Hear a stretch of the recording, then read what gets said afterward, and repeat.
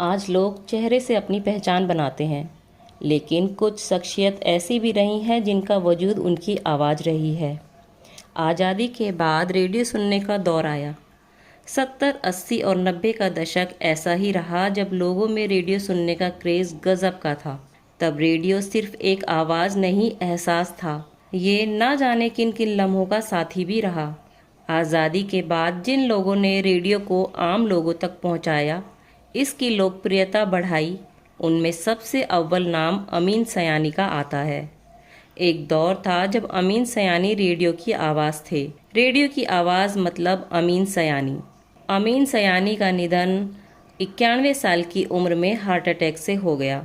जिस भाइयों और बहनों शब्द का प्रयोग आज प्रधानमंत्री नरेंद्र मोदी करीब करीब अपने सभी भाषणों में करते हैं, ये शब्द तब लोकप्रिय हुआ जब सन 1952 में रेडियो सिलोन से अमीन सयानी ने बिनाका गीतमाला प्रस्तुत किया था। रेडियो पर जैसे ही उनका सुपरहिट प्रोग्राम बिनाका गीतमाला शुरू होता तो वक्त जैसे थम जाता था। बेहद जोश व खरोश और मेलोडियस अंदाज में रात 8 बजे रेडियो पर जब ये आवाज़ गूंजती, जी हाँ भाई और बहनों, मैं हूँ आपका दोस्त अमीन सयानी और आप सुन रहे हैं बिनाका गीतमाला, तो एक जादू चल जाता था। लोग दिल थाम कर बैठ जाते थे।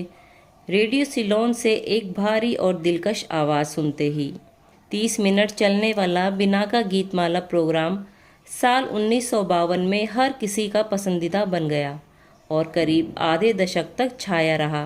पहले इसका नाम था बिनाका गीतमाला, फिर हिट परेड और सिबाका गीतमाला बना।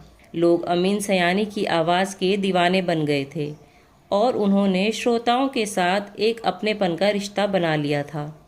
ऑल इंडिया रेडियो से अपना मकाम बनाने वाले अमीन सयानी ने अपने करियर की शुरुआत साल 1952 में की थी। उन्होंने ऑल इंडिया रेडियो के विविध भारती में 40 सालों से अधिक काम किया। शो प्रेजेंट करने का उनका तरीका और कलाकारों के इंटरव्यू लेने का तरीका, फिल्मों के प्रमोशन और ट्रेलर पेश करने का तरीका काफ़ी अलग था।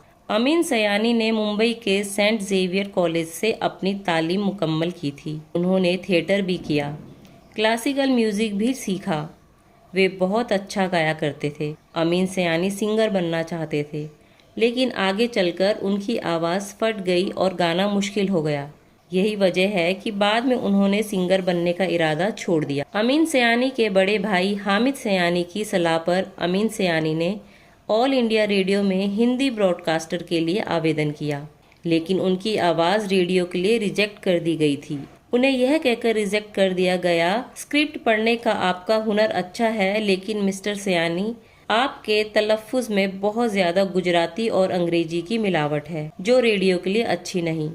रेडियो के लिए रिजेक्ट किए जाने के बाद अमीन सयानी को काफ़ी धक्का लगा। वे निराश हो गए। वो अपने बड़े भाई हामिद सयानी के पास पहुँचे तो उन्होंने अमीन से रिकॉर्डिंग के दौरान रेडियो स्टेशन के हिंदी कार्यक्रमों को सुनने के लिए कहा। अमीन सयानी ने ब्रॉडकास्टिंग का फ़न सीखने और उसे फॉलो करने में अपनी जी जान लगा दी और आगे चलकर वो रेडियो के एक बड़े नाम बन गए। अमीन सयानी का जन्म 21 दिसंबर 1932 में एक ऐसे परिवार में हुआ था जिसने भारत की आज़ादी में बड़ी भूमिका निभाई थी। 14 साल तक वो अपनी मां कुलसुम सयानी को रहबर नाम के एक पाक्षिक जर्नल के संपादन में मदद करते थे। उनके भाई हामिद सयानी एक मशहूर ब्रॉडकास्टर थे। उन्होंने ही अमीन सयानी को एक्टिंग, निर्देशन, एंकरिंग और ऑल इंडिया रेडियो से परिचय करवाया था। उन्होंने अंग्रेजी में कई कार्यक्रम बनाए थे। अमीन सयानी ने भी कई कार्यक्रम बनाए, जैसे एस कुमार का फिल्मी मुकदमा और फिल्मी मुलाकात, जो पहले श्रीलंका ब्रॉडकास्टिंग कॉरपोरेशन में और फिर विविध भारती पर बहुत लोकप्रिय हुआ। ऑल इंडिया रेडियो का पहला स्पॉन्सर्ड शो सेरेडॉन के साथ ही उन्होंने 4 सालों तक प्रेजेंट किया। उनके द्वारा प्रेजेंट किए गए कुछ अन्य शो बॉर्नवीटा क्विज कॉन्टेस्ट और शालीमार सुपर लेग जोड़ी थे। इनके अलावा उन्होंने कई अंतर्राष्ट्रीय रेडियो शो जैसे music for the million, Geetmala की यादें और हंगामे शामिल हैं। अमीन सयानी और किशोर कुमार के बीच बहुत पक्की दोस्ती थी, लेकिन फिर कुछ ऐसा हुआ कि दोनों सालों साल नहीं मिले। दोनों के बीच इतनी दूरी आई कि अमीन ने किशोर को बॉयकॉट करना शुरू कर दिया। ये तो हम आपको पहले बता ही चुके हैं कि अमीन पहले सिंगर बनना चाहते थे। अमीन ने अपनी इस विश का खुलासा इंडस्ट्री के महान कलाकार रहे किशोर कुमार से भी किया था, लेकिन फिर कुछ ऐसा हुआ कि किशोर से सालों उनकी बातचीत नहीं हुई। अमीन जब भी किशोर का नाम सुनते उनके मन में गुस्से का गुबार फूट पड़ता। उन्होंने बताया था कि क्यों कभी किशोर के साथ हैंग आउट करने वाले और साथ बैठकर ड्रिंक वाली दोस्ती पर ग्रहण लग गया था। वो दौर जब मनोरंजन के ज्यादा माध्यम नहीं हुआ करते थे, लोग मन बहलाने के लिए रेडियो के भरोसे ही रहा करते थे और उनके एंटरटेनमेंट का जिम्मा रेडियो के किंग, आवाज़ के जादूगर अमीन सयानी के सिर हुआ करता था। 50 से 80 के दशक का सबसे हिट रेडियो प्रोग्राम बिना का गीतमाला उनकी आवाज़ के बिना कैसा होता कोई सोच भी नहीं सकता। अमीन ने अपने इस प्रोग्राम की ब्रॉडकास्टिंग के दौरान कई दिग्गज कलाकारों के इंटरव्यू लिए, उनकी फिल्मों और गानों को प्रमोट किया, लेकिन अपने ही जिगरी दोस्त किशोर कुमार का इंटरव्यू लेने में उन्हें सालों लग गए। इतना ही नहीं, इस दौरान उन्होंने किशोर की किसी फिल्म और गाने तक को प्रमोट नहीं किया। अमीन ने एक इंटरव्यू में बताया कि कैसे उनकी दोस्ती किशोर कुमार से हुई। वो बोले, मेरी एक कॉलेज फ्रेंड थी जिसने मुझे किशोर दास से मिलवाया था। ये 50 के दशक से भी पहले की बात है। मैं सिंगर बनना चाहता था। मेरी और किशोर की दोस्ती हुई। हम दोनों खूब पार्टीज में जाते थे, साथ पिकनिक करते थे। वो हमें अपनी खटारा यानी पुरानी गाड़ी में घुमाता था। फिर मैं ब्रॉडकास्टर बन गया और 1952 में गीतमाला की शुरुआत हुई। मैंने अपने शो के लिए बड़े बड़े कलाकारों मोहम्मद रफ़ी, आशा भोसले, लता मंगेशकर से बाइट्स ली, लेकिन किशोर दा ने मुझे हमेशा बाद में कहकर टहलाया। मैं उनसे सही में तंग आ गया था। शो शुरू होने के सिर्फ 10 दिन बचे थे। मुझे सिलोन को रिकॉर्डेड टेप्स भेजने थे और मुझे ये इनपुट्स किसी भी हाल में चाहिए थे। मेरे बार बार कहने पर किशोर ने एक दिन मुझे अपने स्टूडियो में बुलाया, जो कि शहर से काफ़ी दूर था। मैं वहाँ अपनी बड़ी सी रिकॉर्डिंग मशीन लेकर पहुँचा, लेकिन प्रोड्यूसर ने मुझे गेट पर ही रोक दिया। मुझे इतना गुस्सा आया कि खून सवार हो गया था। मैं इतना दुखी था, टूटा हुआ महसूस कर रहा था। फिर मैंने तय कर लिया कि मैं उनसे कभी इंटरव्यू के लिए नहीं कहूँगा। मैंने उनसे मिलना बंद कर दिया। इस बात को 8 साल बीत गए थे। सालों बाद किशोर दा ने मुझसे उनकी फिल्म दूर गगन की छाँव में दूर का राही और बाकी फिल्मों की पब्लिसिटी करने के लिए कहा, लेकिन मैंने फिर भी उनसे इंटरव्यू के लिए नहीं कहा। फिर मैंने विविध भारती पर एक दूसरा शो शुरू किया, सेरेडोन के साथ ही। 1974 में इस शो पर किशोर दा अपनी फिल्म बढ़ती का नाम दाढ़ी प्रमोट करने आए।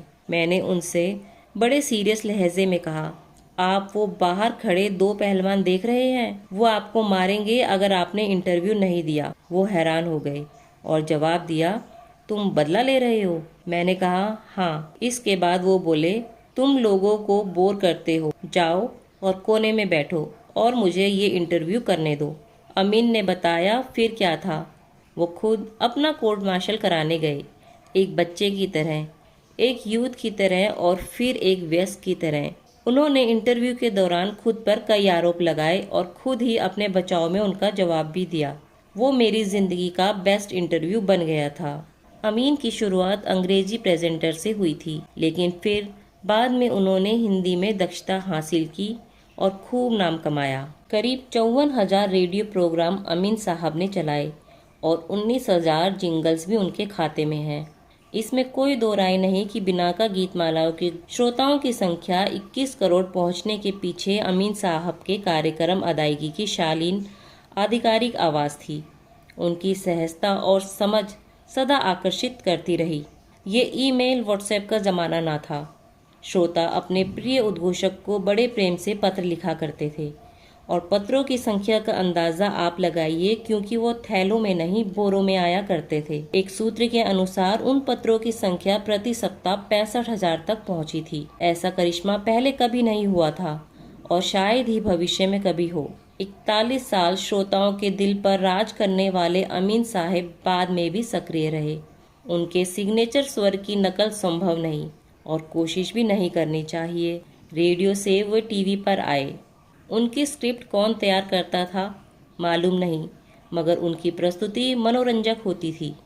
1 घंटे का ये कार्यक्रम बिना का गीतमाला और गीतों की लोकप्रियता श्रोताओं के बांधे रखता। अपनी लंबी पारी में अमीन साहब ने फिल्म संगीत के बदलते परिवेश, आते जाते फिल्मी लोगों, गायकों, संगीतकारों, गीतकारों को देखा। यहाँ तक कि लता मंगेशकर भी उनके सामने आई और गई। समय के साथ काफ़ी कुछ बदला, तकनीक का बोलबाला हुआ। इसके नुकसान हैं तो फायदे भी हैं। तकनीक के चलते अमीन सयानी की गर्माहट भरी आवाज़ सदियों तक श्रोताओं को लुभाती रहेगी। अपने कार्यक्रम में वे सामाजिक मुद्दों को बड़ी बारीकी और सरलता से पिरोते थे।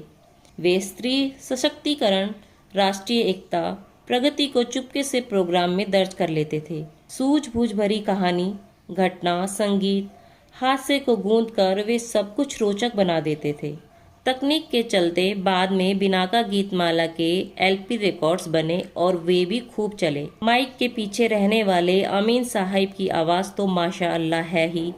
वे पर्दे के सामने कुछ फिल्मों जैसे भूत बंगला, तीन देवियां, कत्ल, बॉक्सर फिल्मों में भी नजर आए। श्रोताओं ने शानदार पारी खेलने वाले अमीन सयानी को सिर माथे पर बैठाया।